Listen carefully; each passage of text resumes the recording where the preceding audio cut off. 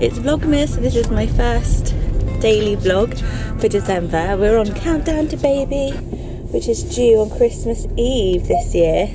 This year, as if I have a baby every year.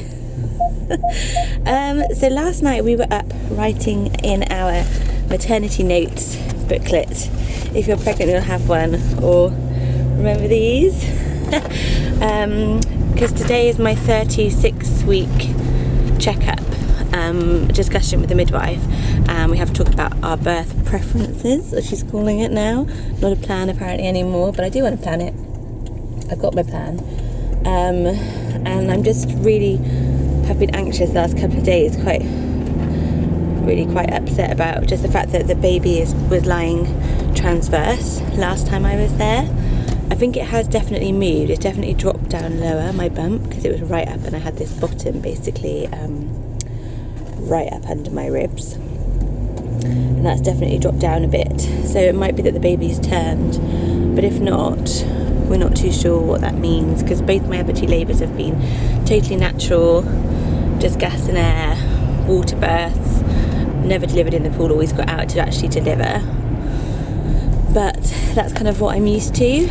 I'm not against it if she says it has to be a C-section if it's all planned and things, but I am nervous, mainly because the first delivery was quite traumatic with Freddie, and they said the baby's also back to back, which I think Freddie was, and then I had to have an episiotomy, which is when they cut you, and then tooth him out.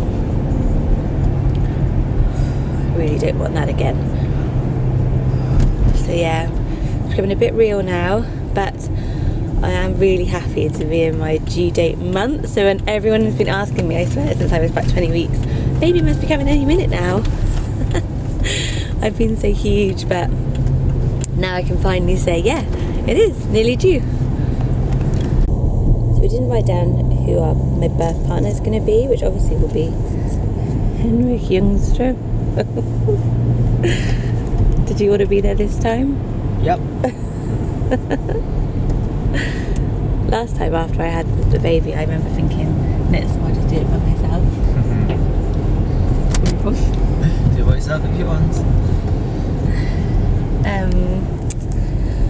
But this is the first labour I'll be doing by myself since I've actually seen someone in labour. That was so weird, because my sister had a baby. Well, how old is Lottie? She's going to be 2 in February. It's crazy, but she must be. And I was my sister's birth partner. Me and her husband both were there, and it was so nice. And it's kind of funny because when I think back to my labours, I always remember hers much more clearly because I wasn't in labour. And it's not true what they say, and it's not just as bad for the people watching. I know that is total crap now, so don't pull that one on me. I had a cup of tea, was in zero pain, and my sister was there, like, you know, obviously in labour. I always was like, oh, it must be so hard for Henrik to watch me. No, it's not as hard as doing it. But I always put down my mum as my birth partner as well, because it says on the notes, just what reminded me, only birthing partners are allowed to visit on the delivery suite. So if you want like somebody to come in even right after the baby's born, which my mum did with Freddie, she came in straight away after and actually got him dressed for the first time and stuff like that, because I'd had this kind of like assisted delivery and wasn't really able to move around very much. They have to be on your birth plan as your birth partner. So good tip to add an extra person on there so that you've got that extra pair of hands, even if it's just that they go and pick up a cup of tea for you, and stuff like that, and bring it into the room. Yeah, we're here. What's the time, Juicy Day? So we're all done at the midwife, but I'm now at the hospital. She's sending me in for a presentation scan to check the position of the baby, because, as I was saying, the baby was kind of being transverse, which means across sideways, which is alright, but not the best to deliver in. So she just sent us straight down to hospital for this scan. So I'm going to go in now. So yeah, happy 1st December to me.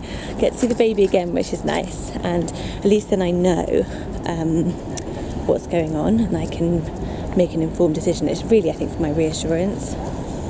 But there's still something quite big up on the side which she thinks is the bottom, but she can't be 100% sure. So because I'm nervous, she's sent me in. So here I am, camera's off.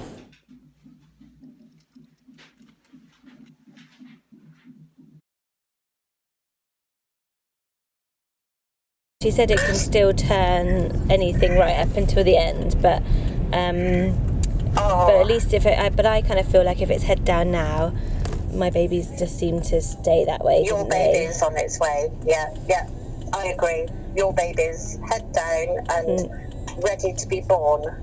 Yeah. She did say that with my urine infection, that can have risk of early labour. Great. No, so I was like, oh, good. But no, she's like, you're at risk. I was like, that would be a shock. If we could have the 20th. Yeah. I can book I'll just put in a request for Tuesday the 20th, because you were both born on Tuesdays. Oh, was I? So I'm home now from the hospital and baby has turned. The baby is head down, so I had a scan. Baby's head down. Oh, it's just literally such a relief. It's head down and then it's curving around this way. So the thing we can feel up here is the bum. Isn't it, Baba? So cute. And the midwife always says she. And I'm like, I don't know if it's a boy or a girl, and I'm so used to he. So I'm going to finalise my birth plan now. So your birth plan is written in your maternity record book. I've gone through it with the midwife. She gave me some great advice, which is just as soon as I go into labour, ring up, because it's their baby, I need to go straight in, so I can't wait the hour that it takes for Henrik to get home from work. I'm just going to have to go straight in. Oh, I'm out of breath. So either my mum or in a cab even, worst case scenario, I just need to get there and then to tell them on the phone, I go really quickly, I had a 6-hour labour last time, get in and hopefully try to get an epidural. So epidural these days, they're always a low dose epidural. They always give that as standard, certainly in my area anyway, which means that you're less, it used to be like you were totally numb, but now it's like a low dose. You can still move around a little bit and go to the loo and things, which sounds like heaven to me, but proper pain relief rather than just kind of taking the edge off with the gas and air, which I've done 2 times already. I know I can do it. I'll still have my hypnobirthing on to keep my mind nice and calm, and I've got some really exciting plans for hypnobirthing this time. So yes, so the plan is epidural. If I can't get the epidural, if I am too late again, because you have to be 4 centimetres dilated to get that, and I've always shown up at hospital in active labour, like literally pushing the baby out. Last time I was like rushed through in a wheelchair straight to the labour room. He was like coming out, like I just go so quickly. So I'm nervous about not making it. She did say that third babies can be quite stubborn. So if anyone's had their third baby or have heard that, any stories about just nice ones, to any of the horror stories, please. I've got my head firmly buried in the sand until this week. Then yeah, let me know. So if I don't get the epidural, my plan is to ask them to break my waters for me, which is something they can do. So think about that if you're writing a birth plan. Would you be happy to have a waters broken if they haven't already? I say do it, because they broke my waters with Finn. He came out in 3 pushes afterwards. It was the only thing holding him back. They didn't do it with Freddie. They did it after about 5 hours. They finally broke my waters and he came out. So, oh my goodness, get those waters broken. It can be just holding the baby in. I want to break my waters and then I'll get in the pool, because the birth pool can slow you down, and it did with me. It's lovely for pain relief and that movement, and I just love being able to like lie on the birth pool with my arms and be like kind of on my front, but with all the support of the water, and also have my own little private space without people prodding and poking me, because it's like a massive jacuzzi bath. So then I'll get in the water, but only if my waters have been broken. I mean, my ideal scenario. So anyway, I'm done. I've got my birth plan sorted. I've had my midwife appointment. I'm not back to see her until the 22nd of December. That seems crazy. It's like, I thought like, I need to go every day now because this baby's probably going to come. But no, so now I'm just going to chill out for the rest of today, put my feet up, rest my pregnant bones, and I'm going to get my hair done. So tomorrow will be a whole new snazzy me. I was trying to wait until baby was born, but I've decided, why am I doing that? There's no way I'm going to have time to go and get my hair done after the baby's born. So I'm going to go in this afternoon, spend a little bit of time there while the kids are still in childcare before Christmas holidays. So that was day 1 of Vlogmas. I am back tomorrow and I'm doing a really special treat with Freddie, Mummy and Freddie 1-to-1.